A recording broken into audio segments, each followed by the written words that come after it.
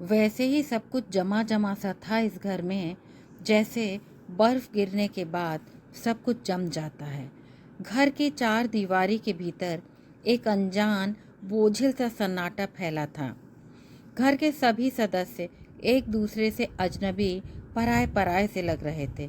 हाँ हाँ, वो उसी घर की बात कर रही है जहाँ सुबह होते ही घर में भूकंप सा आ जाता था। जोर जोर से बाथरूम का दरवाज़ा ठोकना, हेयर ड्रायर का शोर, फुल ब्लास्ट पर रेडियो एफएम पर गाने, मैं सीरियल नहीं खाऊंगी माँ, क्यों ना आज फुल इंग्लिश कुक्ड ब्रेकफास्ट हो जाए, लंच में सैलेड ले जाऊंगी, कम से कम बोरिंग सैंडविच से तो छुटकारा मिलेगा। पता नहीं लोग कैसे खा लेते हैं उम्र भर बोरिंग ब्रेड।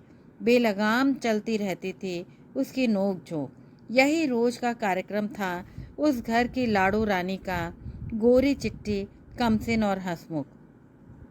उसका हर बात पर बेवजह हंसना, उस पर उसकी टूटे घुंघरू सी खनखनाती हंसी छन छन कर कोने कोने में बिखर जाती थी। कुछ भी तो नहीं रहा अब वैसा। वहाँ सभी कुछ बदल गया है रातों रात। हाँ हाँ, सूजी की बात हो रही है। डेजी के बचपन की सहेली। नर्सरी स्कूल से लेकर ए लेवल तक वे दोनों एक ही स्कूल में पढ़ती थीं। दोनों ही लंदन के हैरो इलाके में रहती थीं।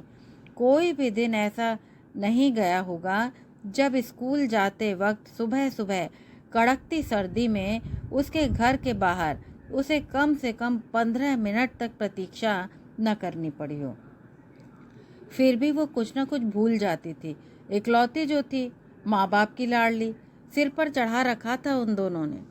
ए लेवल के पश्चात सूजी, जिसका नाम सूजन था, को लंदन के एक कॉलेज में दाखिला मिल गया और डेजी को बर्मिंघम में, जो लंदन से 110 मील दूर था।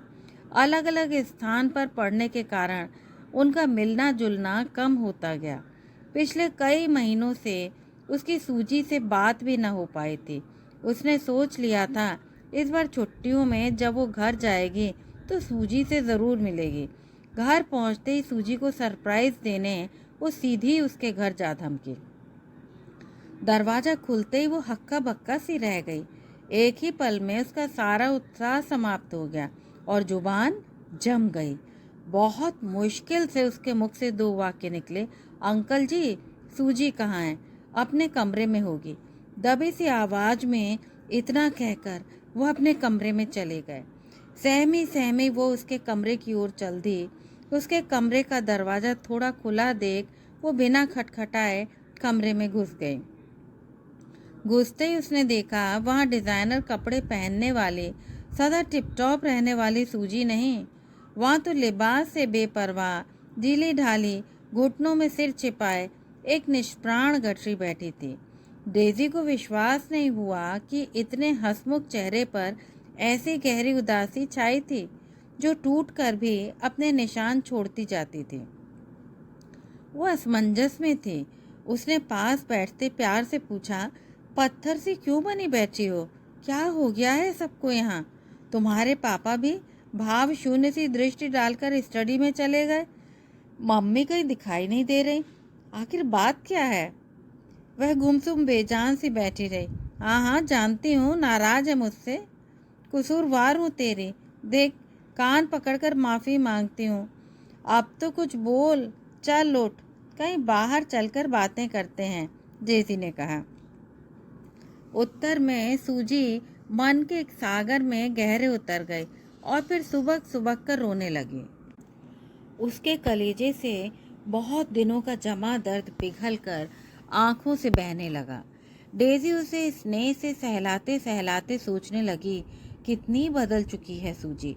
कहाँ गई इस फुदकती चिड़िया की चंचलता, चुलबुलापन और जिंदा दिली? क्या यह वही लड़की है जो नाइट क्लब के नाम से उछल पड़ती थी, जिसके घर में सखियों का तांता लगा रहता था और चबड़ चबड़ करते कभी मुंह नहीं दुखता था? मामला गंभीर लगता है। यह सोचकर डेजी की कुछ कुरेदने की हिम्मत नहीं पड़ी। दोनों के बीच एक ऐसी चुप्पी छाई रही जो 100 जिह्वाओं से बोला करती है और हजारों डंक मारती है। उनकी बातचीत केवल हाँ और नाटक ही सिमट रही। सूची, अंधेरा होने को आया है, मैं चलती हूँ। आंटी भी दिखाई नहीं दे रही, कहीं बाहर गई हैं क्या? टीवी वाले कमरे में होंगी, उसने संक्षिप्त सा उत्तर देते हुए कहा। जाते जाते डेजी टीवी वाले कमरे में झांकते बोली, नमस्ते आंटी जी। नमस्ते बेटा, उन्होंने व्हील चेयर घुमाते हुए कहा। उन्हें देखते ही डेजी भौचक्की सी बोली, ये आपको क्या हुआ? अपनी बेवकूफ़ी का परिणाम है बेटा। पाँव मुड़ने से संतुलन खो बैठी और हड्डी टूट गई। अपना ध्यान रखें, अंधेरा होने को है, अब चलती हूँ। कुछ हफ्ते में यहीं हूँ, कोई काम आ सकूँ तो प्लीज़ फ़ोन कर देना। डेजी की रात बेचैनी से गुजरी। रात भर उसकी आंखों के सामने उन तीनों के मायूस चेहरे घूमते रहे। सूजी तो जैसे इस लोक में थी ही नहीं। सोचने लगी, औरत के दुख की गहराई का अंदाज़ा उसे देखकर लगाना कितना कठिन है। डेजी सूजी से निरंतर मिलती रही। उसे विश्वास था एक दिन वो अवश्य अपनी पीड़ा उड़ेल देगी। वो यह भी जानती थी कि केवल सूजी ही नहीं, परिवार के तीनों सदस्य किसी गहन पीड़ा में जल रहे हैं। तीनों के मन में अनेक सवालों के साथ साथ एक भयानक डर दुबका बैठा है। 1 सप्ताह बीत गया, अभी तक उसे कोई सुराग नहीं मिला था। उसके धैर्य की डोर अब टूटने को थी। वो तीनों अपने अपने बुलबुलों में बंद थे। डेजी हैरान, हिचकिचा रही थी। हो सकता है उसने अपने मम्मी पापा के सामने बातें उसे न बताई हों। उसने पहल करने की ठानी। उसने सूजी को फ़ोन किया। सूजी, मैं कुछ नहीं जानती, चुप करके जल्दी से मेरे यहाँ आ जा। आज घर पर और कोई नहीं है। थोड़ी आनाकानी के पश्चात डेजी के घर पहुँच गई। उसे प्यार से डांटते हुए कहा, बहुत हो गया है, ये कौन सी लक्ष्मण रेखा खींच दी है तुमने हमारे बीच? उगल डालो जो मन में है। जिगरी दोस्त हूँ तुम्हारी, मेरा अधिकार है जानने का। मुझे क्या हुआ, ठीक तो हूँ? उसने झुंझलाते हुए कहा। मेरी प्यारी सखी, इतनी कटुता क्यों? ऐसे सरल प्रश्न तो हम बचपन से एक दूसरे से करते आए हैं। ये क्यों भूल रही हो कि तुम्हारी सहेली एक मनोवैज्ञानिक भी है, चेहरे पढ़ सकती है? आज ऐसा क्या कह दिया मैंने जो तुम भड़क उठी? सूजी विवश से बोली। नाराज हो गई हो? बुरा लगा क्या? मैंने सबसे कह दिया है मेरा हाल न पूछें। तुम ही बताओ, इज्जतदारों के घर ऐसी बातें होती हैं क्या? ऐसी बातें क्या मतलब? डेजी ने पूछा। तू नहीं मानेगी। डेजी ने प्यार से उसके कंधे पर हाथ रख उसके अंतस में पहुंचने का प्रयास करते हुए पूछा, अब बता क्या बात है? सूजी उसे लिपट कर रोते रोते बोली, मेरे साथ भी वही हुआ जो बरसों पहले तेरे साथ हुआ था। तभी से उसका सोचते ही मन कटकना सा हो जाता है, भीतर एक कील से चुभने लगती है। तुम्हें पता है, उस वक्त होश आते ही लगा मानो मैं वस्त्र विहीन हो गई हूँ, पंगु हो गई हूँ। अभी तक ऐसा लगता है जैसे शरीर पर कोई रेंगता कीड़ा रेंग रहा हो। पल भर में मेरा अछूतापन न जाने कहाँ लुप्त हो गया।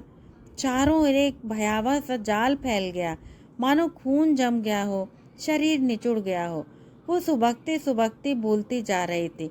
अभी तक वक्ष पर उस जल्लाद का फिसलता स्पर्श रह रहकर मेरे शरीर को झंझना देता है। उस भेड़िए के स्पर्श ने मेरे बदन पर झुरझुरी सी छोड़ दी है। खुद से दुर्गंध आती है। ऐसा आभास होता है किसी ने मुझे बदबूदार कीचड़ के कुएं में धकेल दिया हो। उस हादसे की भयानक छाया मेरे मन पर ऐसी ठहरी है कि जाने का नाम ही क्यों नहीं लेती।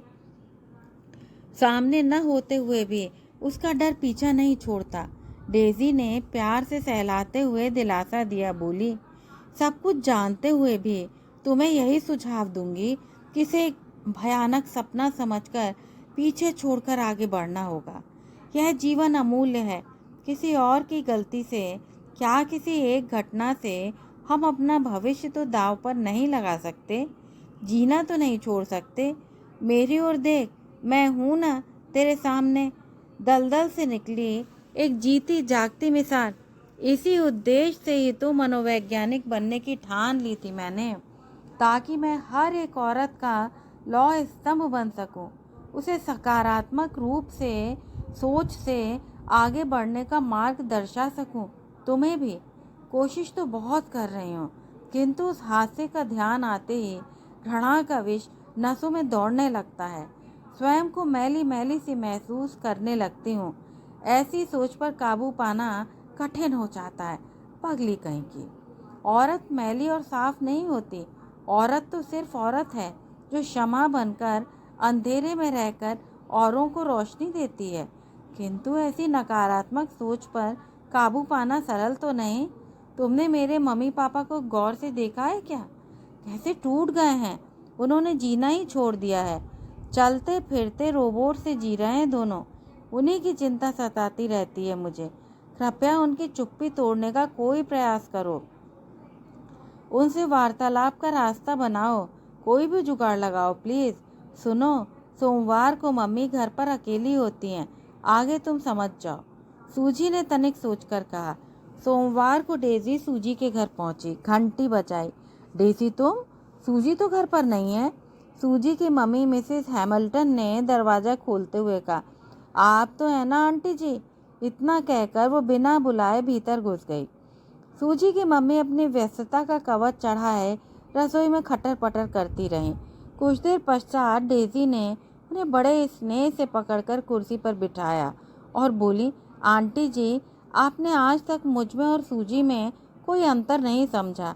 आज ऐसा क्या हो गया है कि आप मुझसे ही आंखें चुरा रही हैं? मैं जानती हूँ कि आप दिल में एक गहरा दर्द छिपाए बैठी हैं। आज तो आपको मुझे बताना ही पड़ेगा, बेटी समझकर या फिर मनोचिकित्सक के रूप में। वैसे सूजी से थोड़ा संकेत मिला है। वह भी बड़ी मुश्किल से टस से मस तक नहीं हो रही थी। अड़ी रही, वो भी जिद्दी बच्चे की भांति। कुछ क्षण दोनों के बीच कष्टप्रद मौन बैठा रहा। उनका चेहरा गम की तस्वीर सा लग रहा था। आंखों में एक अजीब सी बेचैनी थी जो उनके जिंदा रहने का सबूत थी। प्रसंग को टालते सूजी की मम्मी ने कहा, डेजी, अंधेरा होने को है, अब तुम घर जाओ। ठीक है, चली जाऊंगी, किंतु आपको मेरे एक प्रश्न का उत्तर देना होगा। आप ये बताएं कि आपको कौन सी बात सबसे अधिक सालती है? किस बात का एहसास आपको सबसे अधिक दुखदाई लगता है? डेजी ने राख में चिंगारी ढूंढते हुए कहा। वह गहरी सांस लेते एक संक्षिप्त से उत्तर देते हुए बोली, सभी कुछ जो उस दिन सूजी के साथ हुआ, तब से अब तक हर रात उस भयानक रात को सोचते हुए कलेजे पर वजन महसूस करते गुजरती है। मुझ जैसी आदर्शवादिनी बेटे बेटियों में समानता का डंका बजाने वाली माँ को अब एहसास हुआ है कि फ़र्क तो है बेटे बेटियों में। क्रिसमस के दिनों की बात है। एक दिन डिनर के पश्चात सूजी के पापा उसे पार्क होटल लेने गए। सड़कों पर भारी ट्रैफिक होने के कारण जब तक वह होटल पहुंचे, सूजी वहां से जा चुकी थी। वही 1 घंटा हम लोगों के लिए जानलेवा बन गया। इतना बेबस खुद को कभी नहीं पाया। मैं नहीं जानती कैसे निकलूं इस भंवर से। बेबसी का कंबल ओढ़े पड़ी रहती हूँ। भीतर की आवाज़ें कानों को बेधती हैं, कहती हैं, चलो उठो, पड़ी रहोगी तो क्या अंग अंग जुड़ जाएगा। रात रात भर इसी मकड़जाल में उलझी रहती हूँ। क्यों हमारे साथ ही ऐसा क्यों हुआ? क्यों पुरुष नारी की शारीरिक दुर्बलता का केवल लाभ ही नहीं उठाता, बल्कि जीवन भर के लिए उसे पंगु बना देता है, उसके जीवन को विकृत कर देता है? हर पल इन्हीं सवालों के उत्तर खोजती रहती हूँ। यही प्रश्न गले में फंदे की तरह झेलते रहते हैं हम। बेटा, अब तू ही निकाल हमें इस भंवर से। सूजी के पापा तो बिल्कुल टूट चुके हैं। इतना लाचार तो मैंने उन्हें कभी नहीं पाया। वचन दे बेटा, तू ही तोड़ेगी सूजी के पापा की चुप्पी। डेजी ने उनके दोनों हाथ अपने हाथों में लेते हुए आश्वासन दिया। डन, दिया वचन। अब मैं चलती हूँ आंटी जी। इस बात पर पूरी न सही आधी मुस्कान ही हो जाए, डेजी ने शरारत से कहा। घर पहुंचते ही उसे उसकी घुटन का आभास होने लगा। सोचने लगी, कैसे एक ही छत के नीचे तीनों असहनीय पीड़ा और अपराध बोध की चुभन के साथ जी रहे हैं। अक्सर सूजी से रोज उसकी मुलाकात हो जाती। जहाँ जग बीती बातें कहीं कहीं भयानक हादसे का संदर्भ आ ही जाता। दिन ब दिन वो किताब के पन्नों की भांति खुलने लगी। उसका आत्मविश्वास अपना स्थान ग्रहण करने लगा। हालांकि डेजी पर पढ़ाई का दबाव था, लेकिन उन तीनों को एक बार फिर से सामान्य जीवन में लाना उसकी चुनौती बन गया था। तीनों की उम्मीदें उसके साथ बंधी थीं। प्रश्न उठता था, पापा के सामने कैसे प्रस्ताव रखा जाए। यह तू हम पर छोड़ दे, सूजी ने कहा। सूजी और उसकी मम्मी ने पापा को मंगलवार को घर में अकेले छोड़ने की योजना बनाई और डेजी से उस दिन घर जाने को कहा और ये भी कहा कि अपने घर छोड़ने से पहले हमें फ़ोन कर दे। योजना के अनुसार मंगलवार को डेजी ने सूजी के घर की घंटी बजाई। सूजी के पापा मिस्टर हैमिल्टन आधा दरवाज़ा खोलकर बोले, सूजी तो घर पर नहीं है। वो दरवाज़ा बंद करने ही वाले थे। अंकल जी, मेरी एक ज़रूरी किताब सूजी के कमरे में है, डेजी ने एक ही सांस में कह डाला। तनिक सोचकर सीढ़ियों के इशारा करते हुए बोले, ठीक है, जल्दी से ले आओ। डेजी बिजली की भांति ऊपर भागी। 5 मिनट पश्चात वो दबे पांव सीधे उनकी स्टडी में उनके सामने की कुर्सी पर जा बैठी। कुछ क्षण दोनों में पराया सा सन्नाटा छाया रहा। वो किताब में आंखें गड़ाए बैठे रहे, नजर तक नहीं मिलाई। अंकल जी कौन सी किताब पढ़ रहे हैं? डेजी ने घबराते हुए कहा। वो भावहीन जड़ से बैठे रहे। उनकी चुप्पी भंग करने के लिए वो चालू हो गई। अंकल जी, कई दिनों से देख रही हूँ, आप अब पहले जैसे अंकल जी नहीं रहे। बचपन से ही आपने मुझे अपनी दूसरी बेटी माना है, सूजी जैसा प्यार सम्मान दिया है। मुझे से आपकी यह दशा देखी नहीं जाती। आज मेरी बारी है अपना फर्ज निभाने की। प्लीज़ बताएं क्या बात है। कोई बात हो तो बताऊं, उन्होंने अलहदगी से कहा। पर सूजी और आंटी जी तो कुछ और ही बता रही थी। फिर पूछती क्यों हो? ठीक है, अधिक नहीं, एक ही प्रश्न पूछूंगी। आप एक ही बात बताएं कि आपको कौन सी बात सबसे अधिक कचोटती है। प्लीज़, ये मेरा अनुरोध है। क्या बताऊं बेटा, मैं तो अब पिता कहलाने के काबिल भी नहीं रहा।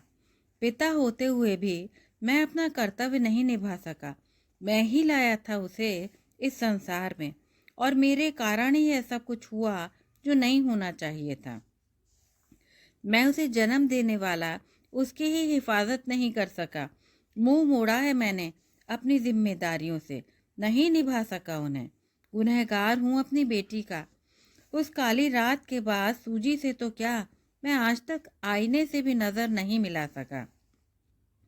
दिसंबर का महीना, क्रिसमस का वातावरण था। पार्टियों पर पार्टियां चल रही थीं। लंदन की सड़कें खचाखच भरी थीं। सड़कों पर ट्रैफिक रेंग रहा था। पूरे का पूरा ब्रिटेन खुशियों से डूबा था। उस रात सूजी अपने दोस्तों के साथ पार्क होटल में डिनर को गई थी। डिनर के बाद उसे पिक करने का दायित्व मेरा था। उनका स्वर भर्राने लगा। मैंने कई बार उसे फ़ोन करने की कोशिश की। शायद शोरगुल में उसे फ़ोन की घंटी सुनाई नहीं दी होगी। जब तक मैं वहाँ पहुँचा वो जा चुकी थी। घर लौटा, घर पर वो नहीं थी। तुम तो जानती हो, इकलौती होने के कारण हम दोनों उस पर बरगद सी छाया किए रहते हैं। मन में एक डर सा दुबका रहता है कि जरा सी धूप लगते ही बेटी कुम्हला जाएगी। आज मैं उसका रखवाला, उसका गुनहगार हूँ, सदा रहूँगा। एक पल को मन में आया कि पुलिस को सूचित कर दें। फिर सोचा लड़की का मामला है, थोड़ा और रुक जाते हैं। इतने में घंटी बजी। भागकर दरवाज़ा खोला। सामने बेटी नहीं, महिला पुलिस खड़ी थी। सब कुछ समाप्त हो चुका था। पुलिस ने बताया सूजी अस्पताल में है। उसी के ड्राइविंग लाइसेंस से आपके घर का पता मिला है। कोई भी इंसान कैसे इतनी बेहुदा हरकत कर सकता है, यह सोचकर ग्लानि होती है। उस अमावस की काली रात का जिक्र करके मैं अपनी बच्ची की पीड़ा और नहीं पहुंचा सकता। इस घटना से हमारा परिवार ही बिखर गया है। उठते बैठते अपराध बोध सताता है। तीनों अपनी अपनी आग में जल रहे हैं। तब से अब तक मैं अंडों के छिलकों पर चल रहा हूँ।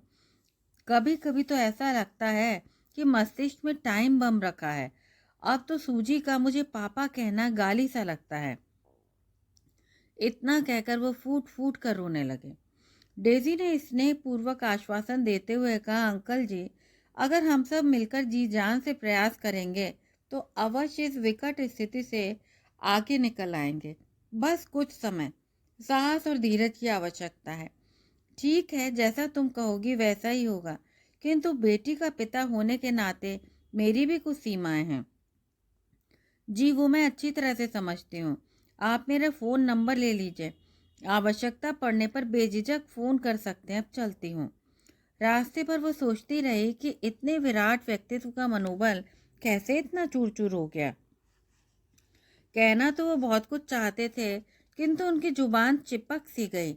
डेजी ने विवेकशीलता से उनकी थेरेपी का प्रयास निरंतर जारी रखा, जिसका परिणाम भी दिखने लगा।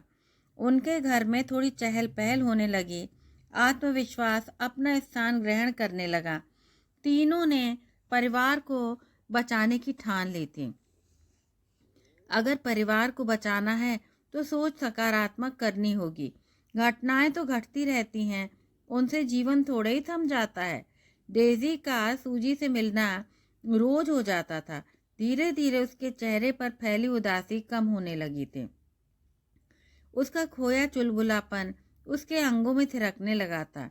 इन कठिन क्षणों में एक बार फिर उन्हें करीब लाना आरंभ कर दिया था।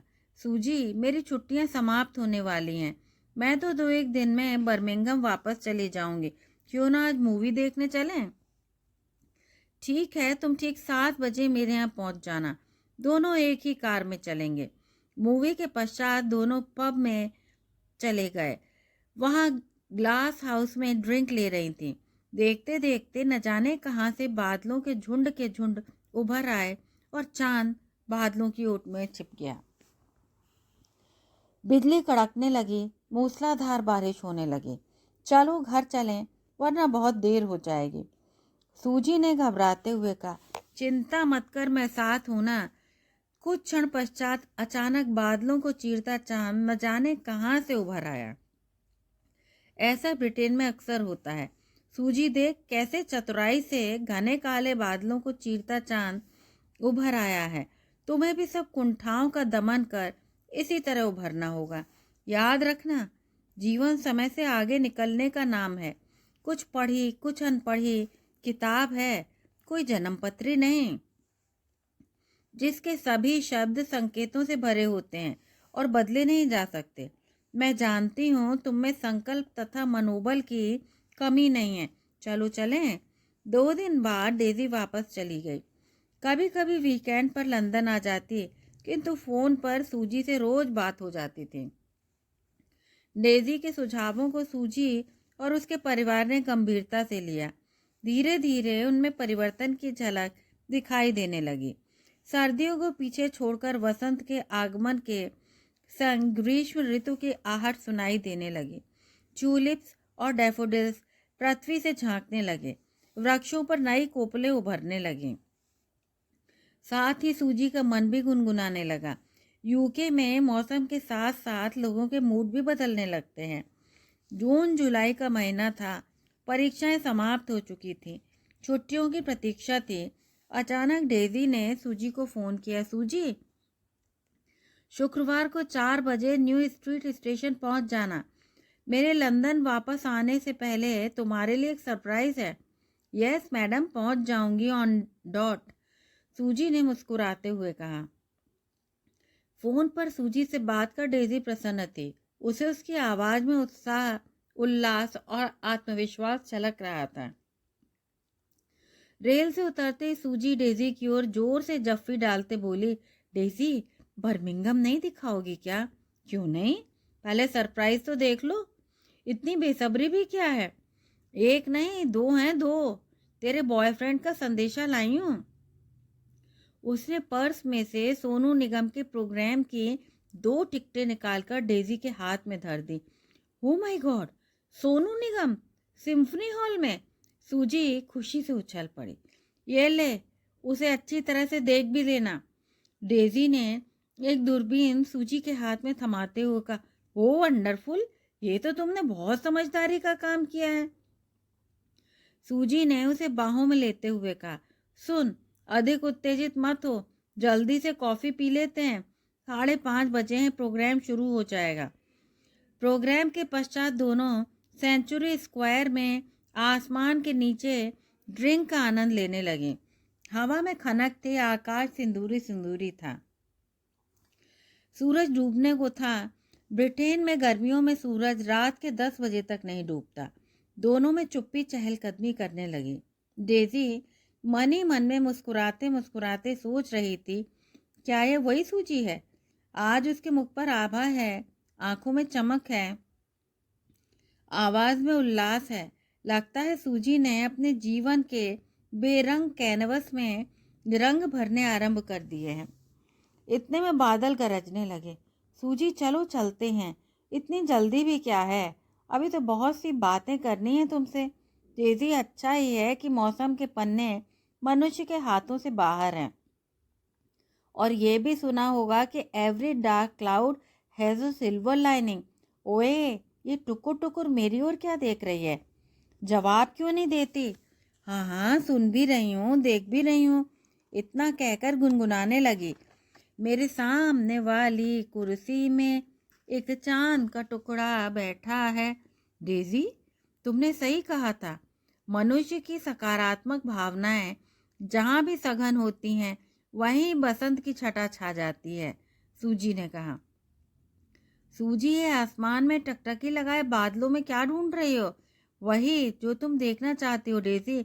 वो देख, वो देख, कितनी होशियारी से चांद घने काले बादलों को चीरता चीरता निकल आया है, मेरी तरह।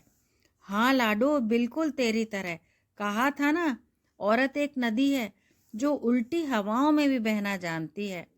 बस कहानी यहीं तक। यदि आपको ये कहानी अच्छी लगी हो तो कृपया चैनल को लाइक, शेयर और सब्सक्राइब अवश्य करें। धन्यवाद।